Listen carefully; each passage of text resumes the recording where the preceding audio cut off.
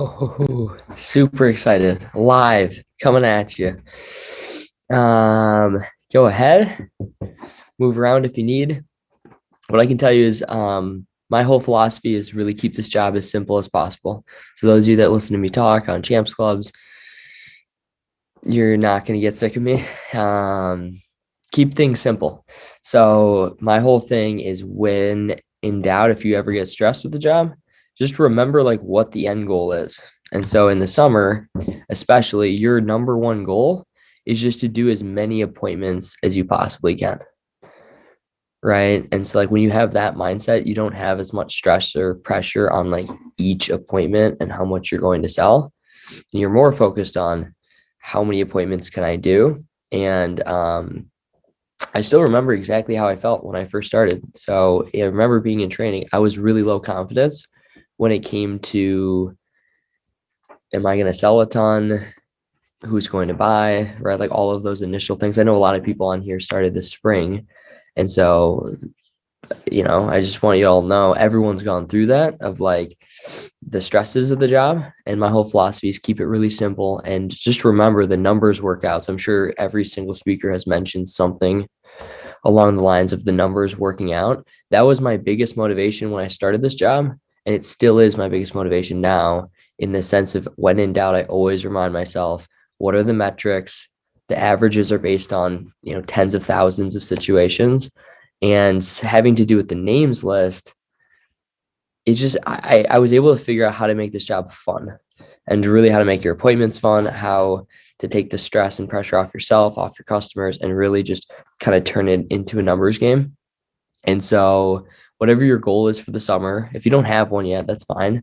But I would probably pick a goal that excites you, whether it's a savings goal, an earnings goal, a sales goal. If you're doing this around another job, right? Like what would it look like to make an extra $5,000 around that, right? Like whatever your goal is, I think it is helpful to have a goal. That'd be my first tip.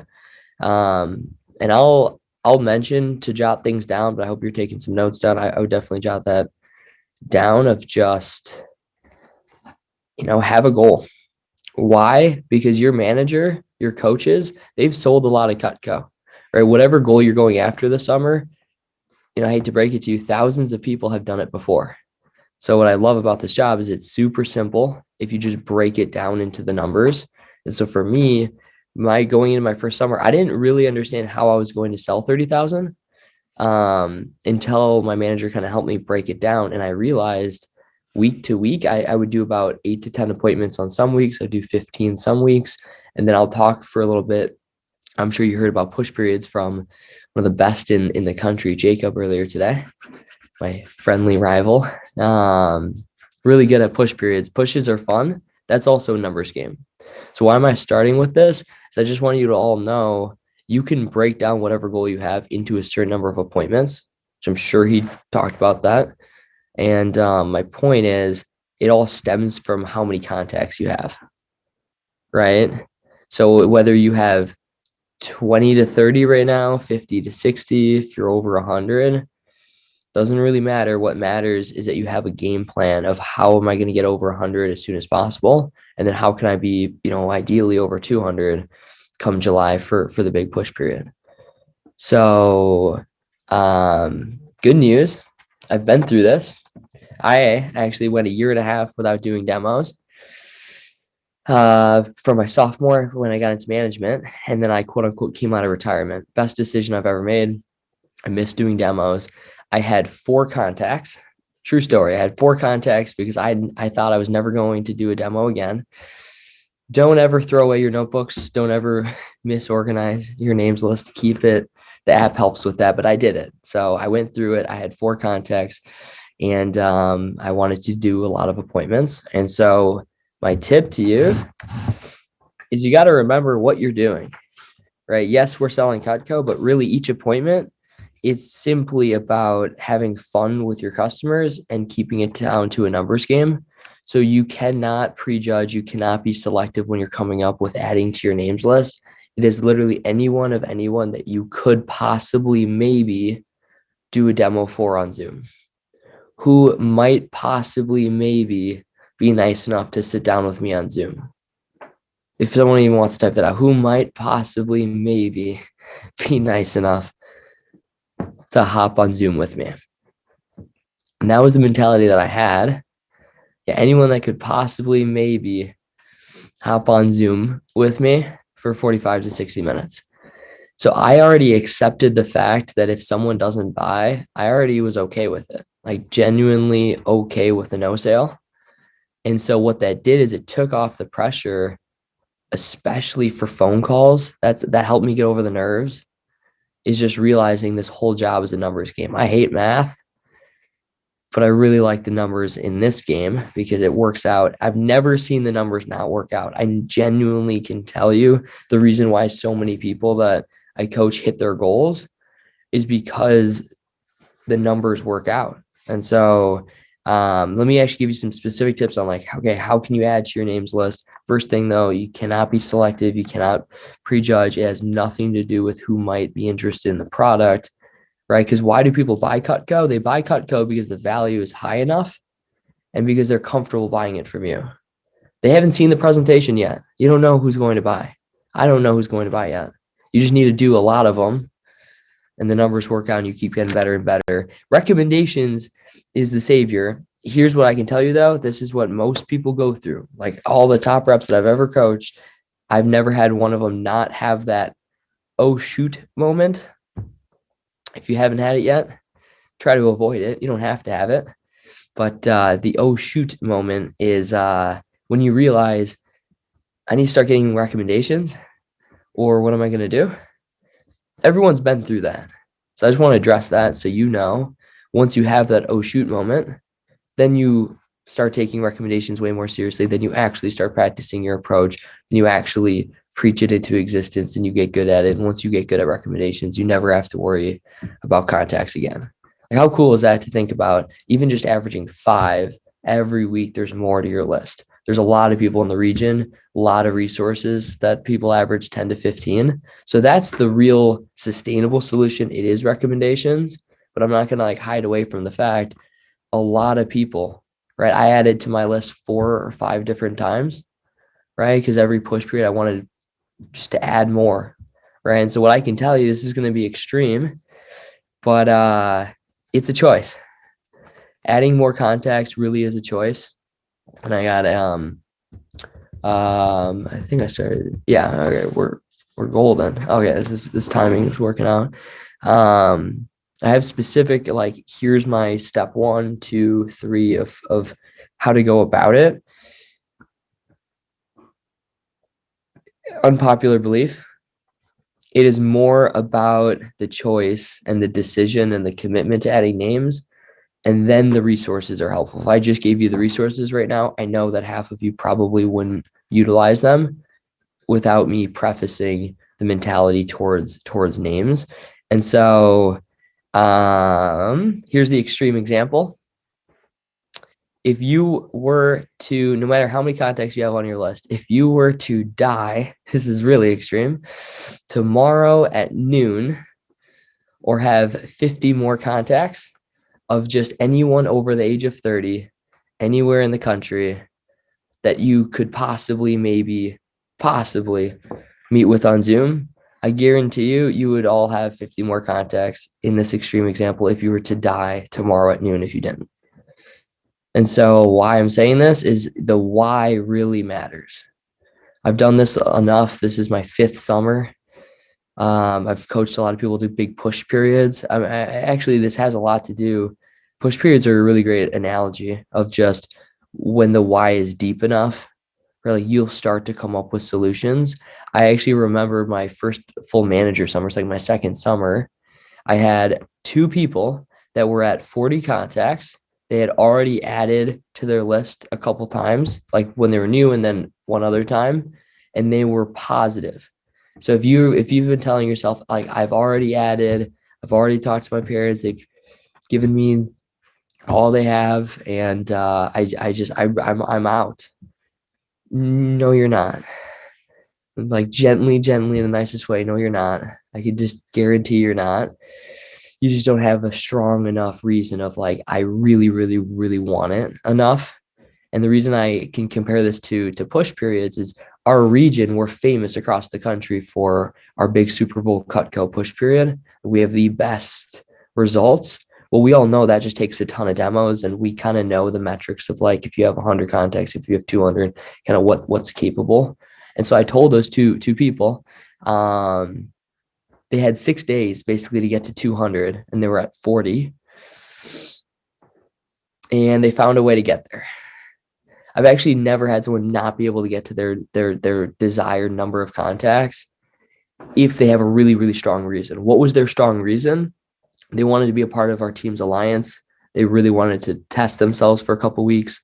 One of them made $6,000 in 16 days, and the other made $4,000 in 16 days. It was a 18 and 20-year-old, right? Like that's what a Cutco summer is, by the way. If you plan it out and you have goals, you can earn a lot. It's fun. And for them, they understood the numbers do work out because they've been doing the job long enough. So because they understood the numbers worked out, they realized all I need is just more contacts and to get to their demo number. And so they weren't thinking about who might be interested. They didn't think about that once. And what did they do? They just added, they asked everyone of everyone, right? Think about it. Have you really asked, right, for that many phone numbers? Have you asked every single person that has a connection to someone that's over the age of 30 that could maybe sit down with you on Zoom?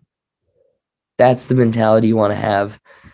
Now I want to give you the actual resources. Like, what was my steps to adding to your list? First of all, you need to know how many you have. And second, you need to have a target number to get to. So, what I can tell you is race to 100 is really fun, motivational way to look at it. So if you're at 30, like map out, okay, how quick could I get to 100 through recommendations, through adding more, right? But you want to have that short term. If you're down in like the teens, that's okay, right? But like that, I would be really urgent this weekend of how do I get to at least 30, 40, 60 is a really good number to get to, right? Add 20, keep it short term, and then keep adding and don't stop. But I would actually have a notebook.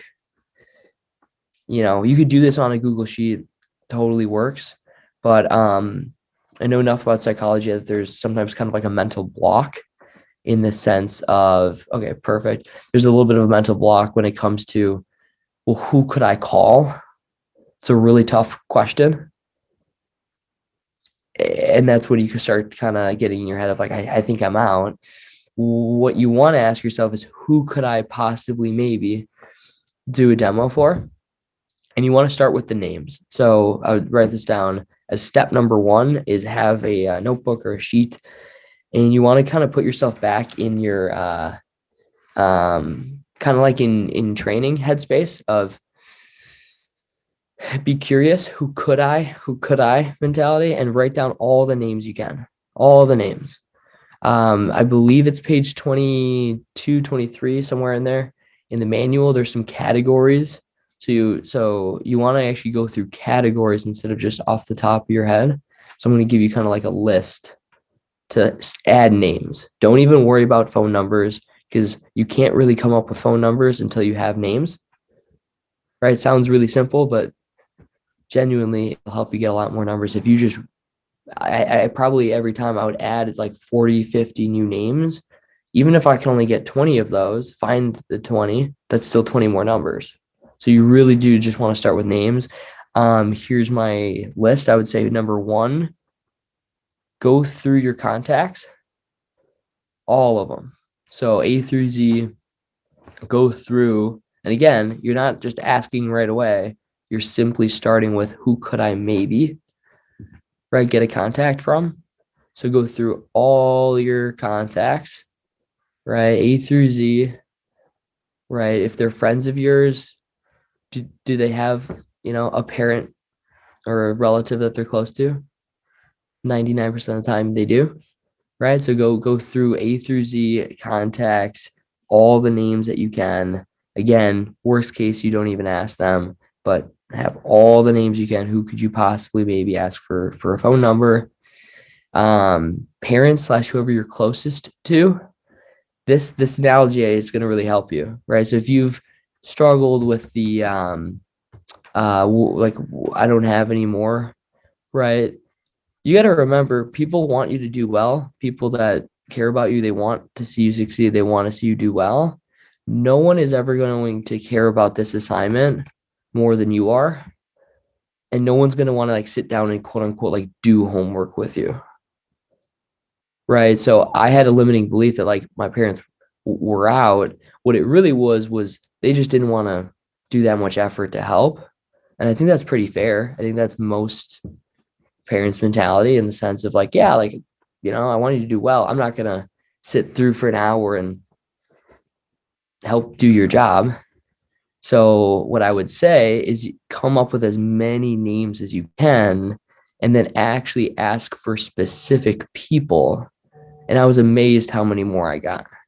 I was like, I would, I didn't even realize my parents had friends. They're not that social.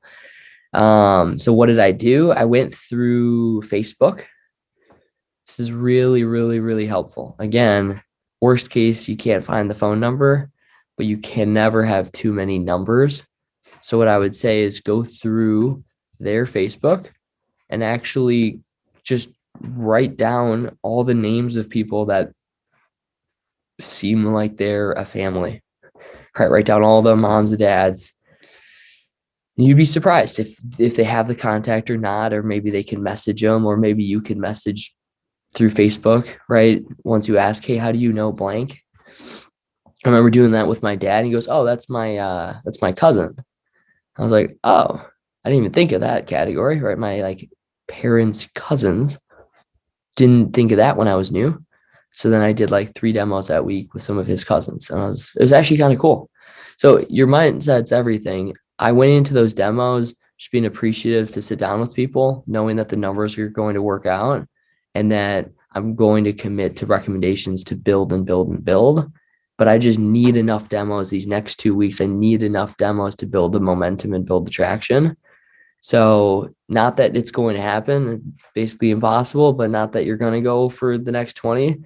But I had the mentality of even if it somehow happened, I'm in a better spot because I'm doing more demos, I'm getting more contacts, and I'm getting better at the demo. So go through Facebook, write down all the names of everyone you can. Don't try to schedule through texting or Facebook, not what I'm saying. When you do go to find the phone numbers, you still want to always, always, always just get them on the phone. So it's how you're going to have the most sure set time, explain what you're doing, be transparent, all that.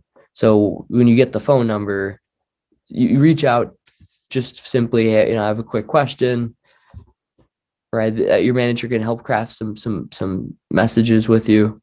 But what I would say is you kind of have to have like your own game plan first, and then people are willing to help, right? If it's simple, hey, do you by chance have this person's contact? Or hey, my dad, like, here's another couple. So activities or organizations. If you're in school, are you in any student orgs? I didn't even think of that until, again, I came out of quote unquote retirement. I was like, oh yeah, I was in 6 student orgs, and I asked the people on the board, and I asked some people that, I saw them once a week, for every other week or so, simply asking something along the lines of like, hey, hey, hope you've been doing well. Super random question, or, super random favor. I'm trying to do as many practice presentations, or for my job, I'm trying to do as many presentations over Zoom with people as I can. I get paid just to do it, but I was hoping I could maybe do one with your mom or dad. Would you mind sending me one of their numbers? Doesn't hurt. Shoot. Right? If you ask 50 people are nice, right? If someone asked you that, I'll kind of wrap up here, but if someone asked you that, it's not personal, right? It's either here it is, or no, let me talk to them. It's never personal. It's never ever personal. It's funny now, fast forward a few years, but like now when I see people, yeah, that doesn't come up, right? Like it's not personal. You need more context, so just ask for them. Yeah, it really starts with your why. So my last minute here, what I would say is, why are you doing this job? With whatever the biggest reason for why you're doing this job, you're going to get so much more out of your experience the more demos you do, right? Being able to actually, honestly, the best thing that this job has helped me with is just my self-confidence. Like just being able to prove to myself that I can do some big things, that I can break down goals, that I can make connections with people, that I can learn how to network and branch out to people all over the US. That's crazy. But you get to do that, which is phenomenal, but you got to look at it like that. It should be hard, but it's simple, right? So whatever it is that you're doing this job for, the resume, the income, right? You have the genuine opportunity to make, 1 to 15,000 this summer, and it all is based on how many demos you do. So get out of your head of who might be interested, just do more and have a ton of fun with them and be the knife nerd clown that just has fun with people because that's going to make the job a lot better. Thank you.